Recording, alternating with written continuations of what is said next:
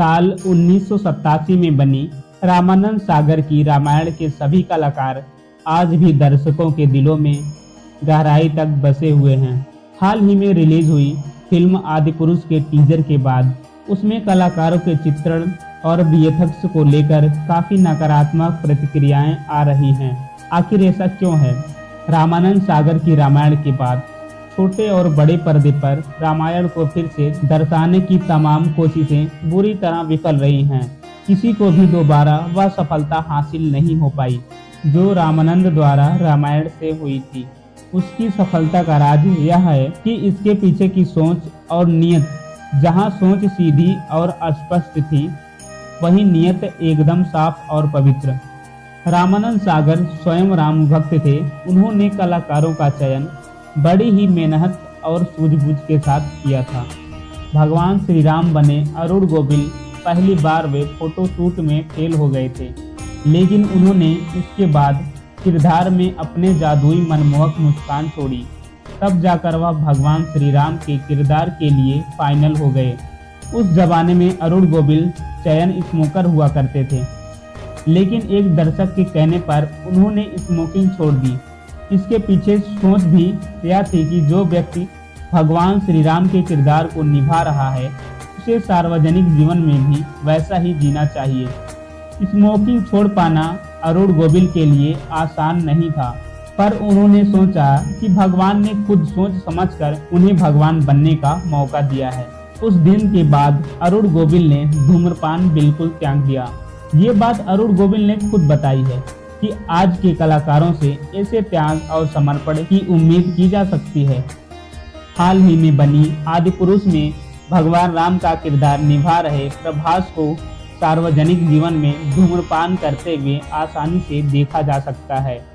उस दौर की माता सीता को आज भी बहुत कम लोग देविका चिखालिया के नाम से जानते हैं। उनमें तो बस माता सीता ही दिखती हैं। अरुण गोविल कहते हैं कि सीरियल रामायण को मिली अभूतपूर्व सफलता के पीछे जो सबसे बड़ा कारण था, वह इसके पीछे छिपी ईमानदारी। जितनी ईमानदारी से रामायण और महाभारत जैसे सीरियल बनाए गए, छोटे या बड़े पर्दे के विश्व इतिहास में ऐसी मिसाल मिलना मुश्किल है। आज से 35 साल पहले, उस जमाने में जब लोगों के घरों में बहुत मुश्किल से टीवी हुआ करते थे, तब भी इसने तमाम रिकॉर्ड तोड़े और बनाए। इतना ही नहीं, पूरे 18 महीनों तक ये सीरियल दुनिया भर में व्यूअरशिप के मामले में टॉप पर रहा। इसका नाम 2003 तक दुनिया में सबसे ज़्यादा देखे जाने वाले धार्मिक सीरियल के रूप में लिम्का बुक ऑफ रिकॉर्ड में भी सम्मिलित है। लोगों के लिए पौराणिक धारावाहिक और इसके पात्रों के क्या मायने थे, उसको समझने के लिए कुछ बातों पर गौर करना जरूरी है। 1987 के दौर में इक्का दुक्का लोगों के घरों में ही टीवी हुआ करती थी। रविवार सुबह 9:30 बजे इसका प्रसारण होता था। जिन घरों में टीवी हुआ करते थे, वे अपने आंगन में टीवी रख दिया करते थे और साथ में वे लोगों के बैठने की व्यवस्था भी करते थे। तमाम लोग तो बाकायदे नहा धोकर टीवी के सामने बैठते थे, तो कुछ लोग टीवी का ही माल्यार्पण कर दिया करते थे। 9:30 बजे ही गलियों में सन्नाटा सा छा जाता था। जब जब भगवान श्री राम, माता सीता पर्दे पर आते थे, तो लोगों के हाथ खुद ही भक्तिभाव से जुड़ जाया करते थे। कलाकारों ने इतनी भक्तिभाव से अपने किरदार को निभाया कि लोगों ने अपने हृदय में उन्हीं को देवी देवताओं के रूप में अंकित कर लिया। आज भी तमाम मंदिरों में भगवान राम और सीता के रूप में अरुण गोविल और देविका चिखालिया की मूर्तियां स्थापित हैं। किसी कलाकार के लिए इससे बड़ा पुरस्कार और कोई हो ही नहीं सकता है। रामानंद सागर की रामायण में 1987 में दर्शकों के दिलों में केवल उस समय के स्थितियों की वजह से छाप छोड़ी, ऐसा नहीं था। 2020 में कोरोना वायरस के चलते लगे लॉकडाउन के दौरान रामायण को पुनः प्रसारण का फैसला किया। आपको जानकर हैरानी होगी कि 35 साल बाद हुए लाइव टेलीकास्ट में भी इसने दुनिया भर के तमाम रिकॉर्ड को तहस नहस कर दिया। 16 अप्रैल 2020 को टेलीकास्ट हुए एपिसोड को दुनिया भर में 7.5 करोड़ से भी ज्यादा लोगों ने देखा।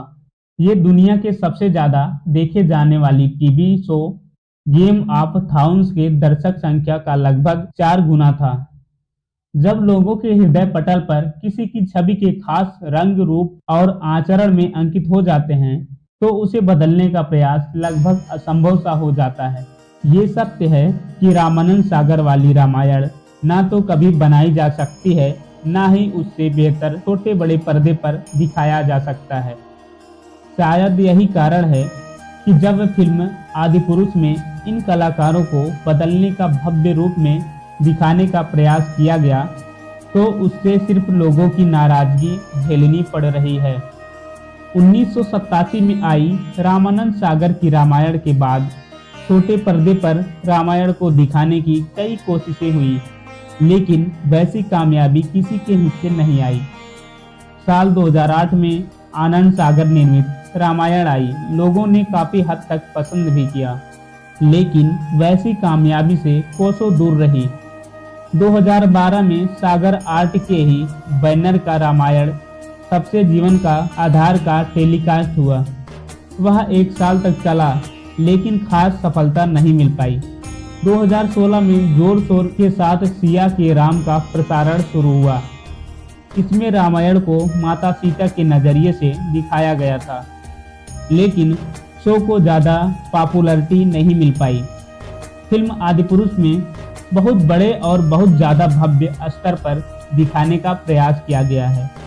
आजकल के फिल्म का रिकॉर्ड यही बहुत बड़ी गलती करते हैं।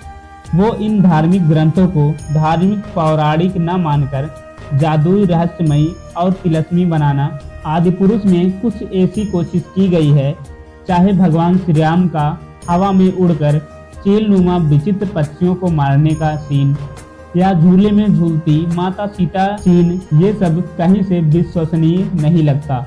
1987 में बनी रामायण शायद पहला सीरियल था जिसमें VFX इस्तेमाल हुआ था। हनुमान जी को उड़ते हुए दिखाना या रावण का पुष्पक विमान या फिर हवा में जाते तीर, सब जगह VFX इस्तेमाल हुआ था। ऐसा नहीं था कि उस तकनीक के इस्तेमाल से सब कुछ विश्वसनीय लग रहा था, लेकिन हमें साफ मालूम पड़ रहा था कि सब कुछ नकली है। लेकिन कलाकारों ने अपने अभिनय से दर्शकों के दिलों में इस प्रकार गहराई से कब्जा कर लिया था कि उनका दिल ये मानने को तैयार ही नहीं था कि भगवान श्री राम के धनुष से निकला हुआ ये तीर नकली भी हो सकता है, या फिर हनुमान जी हवा में तकनीक की वजह से उड़ रहे थे। आदिपुरुष का बजट 500 करोड़ बताया जा रहा है, जिसमें से पूरे 250 करोड़ सिर्फ CGI पे खर्च किए गए हैं। तकनीक का जरूरत से ज़्यादा इस्तेमाल हमें आभासी दुनिया में ले जाता है, और भगवान श्री राम, रामायण से जुड़े अन्य पात्र हमारे लिए आभासी न होकर वास्तविक हैं।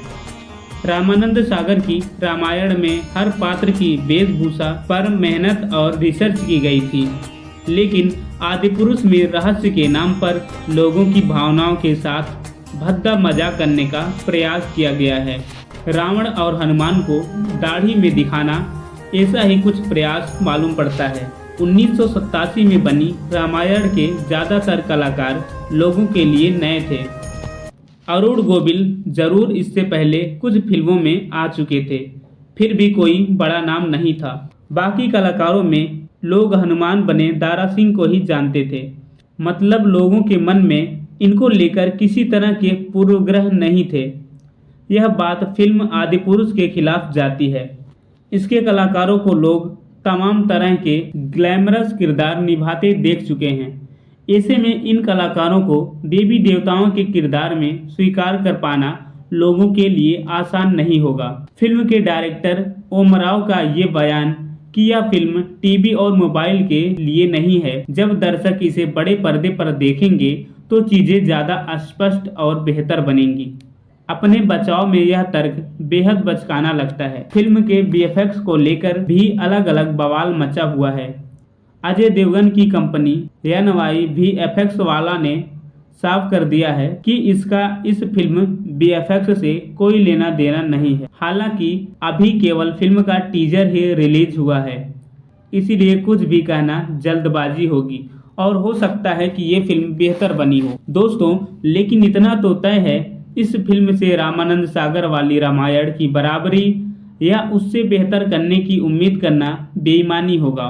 दोस्तों, आप सब इन बातों से कितना सहमत हैं और आपका क्या विचार है, कमेंट में ज़रूर बताएं। वीडियो अच्छी लगी हो तो लाइक और सब्सक्राइब ज़रूर करें।